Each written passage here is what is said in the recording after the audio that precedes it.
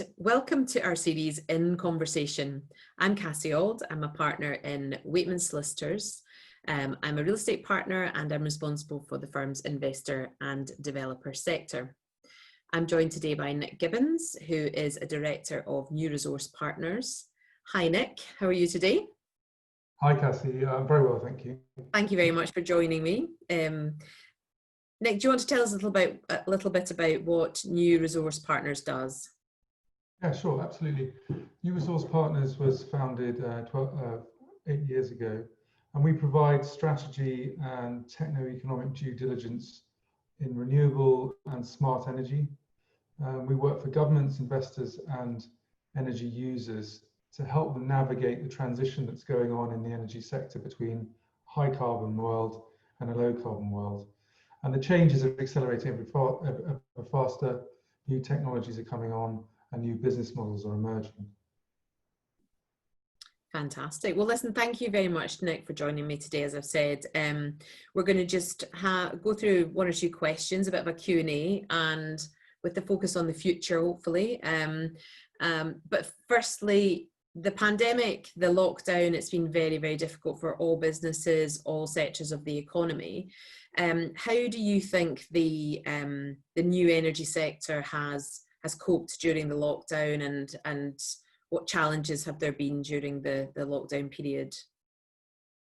So it's a very interesting question. I think it is tempting, and one sees commentators making early judgments about what has changed before we're even out of the pandemic. So putting that to one side, it's early to make determinations, but I think what's happening in the energy sector is an acceleration of existing trends, particularly around digitalization and decentralization, and that the incumbent utilities are relatively slow to maneuver and relatively flat-footed compared to the disruptive advantage of new entrants to the market, whether they be delivering new flexibilities supply, whether they're delivering new technologies into the market.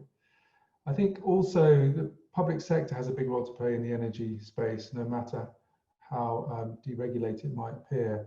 And I think the public sector is going to be tested very hard, particularly in supporting innovative technologies. Huge amounts of funding being committed to innovation, but it will become down to a question of is there an ability to spend that money effectively in the right places with the intended impact? Yeah, definitely interesting to see whether there will be any public money at all going forward after all the money that's been spent on furlough and all these other schemes to keep the economy going. Well, I think, yeah, and I think that the public sector needs to be smart in doing enough to incentivize the growth of these new technologies, allow them to come into the market and new business models develop without over-priming or trying to pick winners. And I think so there's a need for more smarter thinking and sophistication on the part of the public sector, hand in hand with the private sector. Yeah. Yeah, and I think that's my next question, really. I mean, there's a lot of talk about the new normal. As you say, it may be too early to decide what that's going to look like. But, you know, looking ahead, what do you think the future is going to look like now for the new energy market? Is there going to be an acceleration in a lot of the things that you've maybe been working on that could have taken a lot longer? Just taking one example, so we're fortunate enough to start a really fascinating innovation project in Liverpool in early March, partly public funded with a consortium of 6 partners. And we're working very closely with the DNO, the utility in that area. And one of the really interesting shifts as a consequence of home working driven by the coronavirus has been a complete challenge to the way the network's been managed. Industrial demand and commercial demand for electricity has declined, and that shift has been pushed into the domestic sector, which means if you're managing the network, you're looking at a totally different pattern of electricity consumption, a pattern which people have been predicting in the future, but it's now happening today. And talking to utility colleagues on this project, they're saying, you know, the project we're designing, they'd love to implement today because it will help to solve some of their problems. They've got congestion on the network essentially. So I think that's an example of how new patterns of demand for a good, in this instance electricity, is going to shift behavior, and investors and policymakers and the managers of those networks are going to need to respond to that. So as ever, there is a strong element of luck and being in the right place at the right time. But we're really excited about the project we're doing in the Northwest and how that might help to fulfill and manage some of the challenges faced by utilities. Yeah, that's fantastic. And again, it does lead on to another question, which I suppose for me was, you know, what initiatives can we now bring forward? Climate change is a huge issue. As you say, we've now got more people working from home. Hopefully that is something that will actually help to, you know, potentially alleviate some of that, the transport, people commuting. But what sort of 3 initiatives, or what would maybe be the top 3 initiatives that the government could look to accelerate to help to alleviate the climate crisis, or to, you know, to work towards that, alleviating that? Yeah, Kirsty, I think you're completely right. I mean, we've seen carbon emissions drop by somewhere just under 20% during the coronavirus pandemic. So that's interesting, but we can't say that this is the way forward. We can't say we'll shut the economy, therefore we'll get climate reductions. That's not a proposition that any politician or businessman is going to stand. A bit of a sledgehammer to crack a nut. That would be. Let's not shut down the economy. That's not the way that we answer these challenges. I think there are 3 sets of challenges that need to be addressed, as you suggest. I think so. Electric vehicle transport is clearly a technology that this time has come, but there's an infrastructure challenge.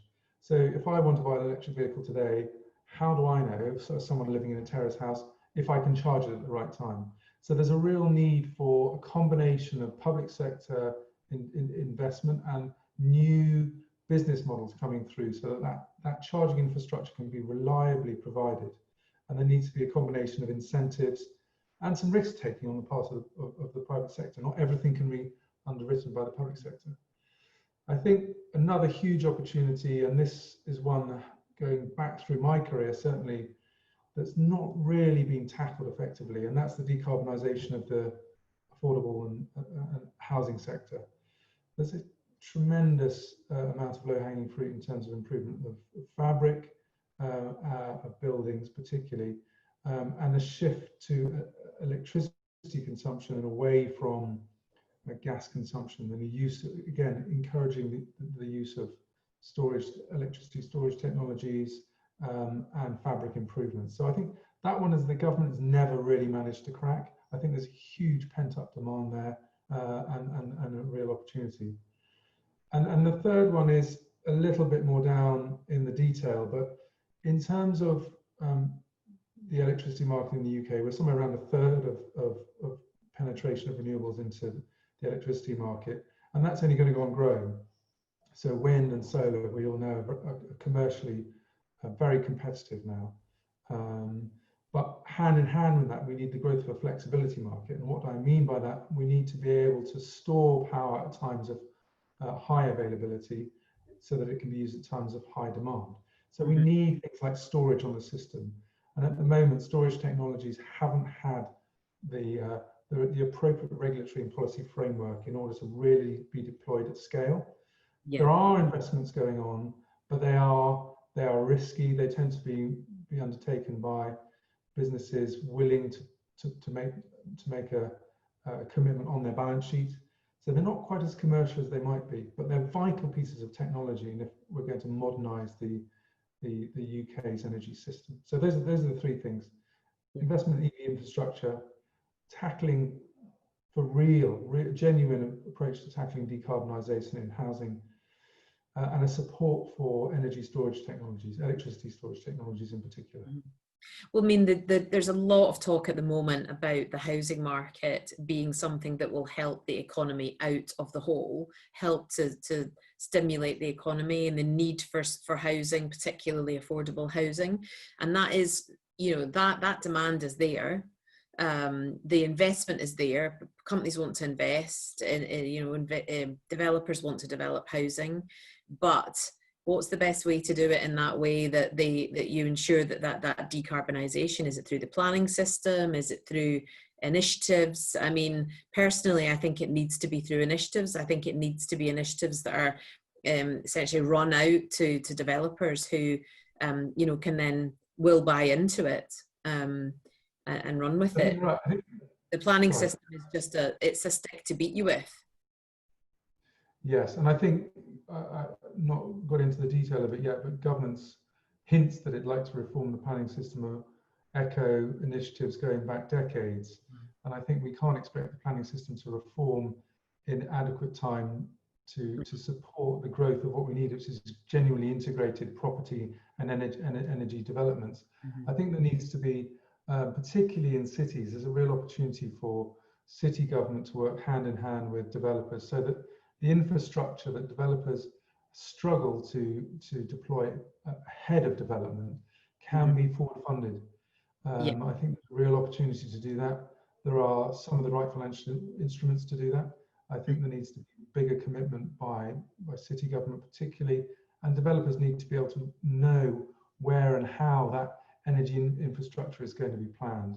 And an idea sort of energy master planning around the key sites within cities is, I think, a really interesting idea. It's not easy, and if you look around the UK, there are far too few examples of well integrated energy and property planning. So I think there's a real need for concerted thinking. I think one of the challenges is that cities aren't given enough freedom in the UK system. We're still far too centralised system, and I think there's an ability for cities to drive their own agenda and work much more closely with developers at the local and city level. Yeah, and it's interesting you're seeing that happening in Liverpool.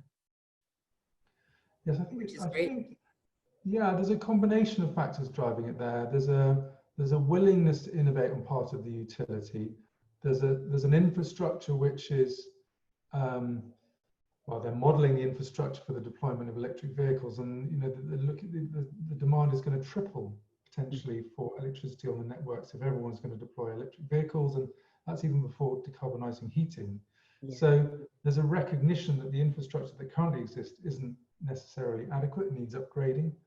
But at the same time, we can't keep going back to the regulator and say we want to spend more and more money on cables in the ground and capacity like that. So there's a need for a much smarter, more sophisticated management of those networks. And I think that's certainly the area that we're particularly interested in, smart, flexible markets for electricity at the city level. Yeah, and of course you're working with Regent Capital on commercial development and integrating energy into new energy into commercial development as well, which, on the storage side of things and the storage technology can be quite interesting. Yeah, we're very fortunate to be able to work closely with Regent Capital, and the reason that the projects come about in Liverpool is that there's a large regeneration project centred in the centre of the city that provides real opportunity to innovate, because everyone is willing to try to take different sorts of risks and to do things differently. City government is very keen to see new investment into the city, very keen to pursue its own zero carbon agenda, and that one of the easiest ways to do that, I believe, is where new development is going on. So there's an activity there, an economic activity there. So overlaying and integrating energy planning, working with the grain of what the developers are doing, is the most powerful way of delivering change, I feel. Yeah, so I mean, let's hope the themes of innovation and collaboration are the things that going forward will actually help the sector to grow and flourish. Cassie, I think you're absolutely right. I mean, on the technology side, we know we've got most of the tools. And we know we've got, well, despite the coronavirus, we know there is plenty of capital in the markets that can be brought to bear into projects. Where the real work needs to be done is drawing together these collaborations, as you say, between different sets of partners, public, private, those willing to innovate and take risks. And that's really where the hard work that we do day to day is. It's about bringing those partnerships together and realizing these really exciting projects. Yeah. Brilliant. Well, listen, thank you, Nick, very much indeed for giving us your insights into what's been happening during the pandemic, and also into the future, looking beyond the lockdown. Thank you very much for joining me today. This has been another of our In Conversation series. This interview will go out on our social media channels and on our website. I'm Cassie Auld, and this has been Nick Gibbins of New Resource Partners, and thank you very much for tuning in. Thank you, Nick. Thank you, Cassie. Thanks very much.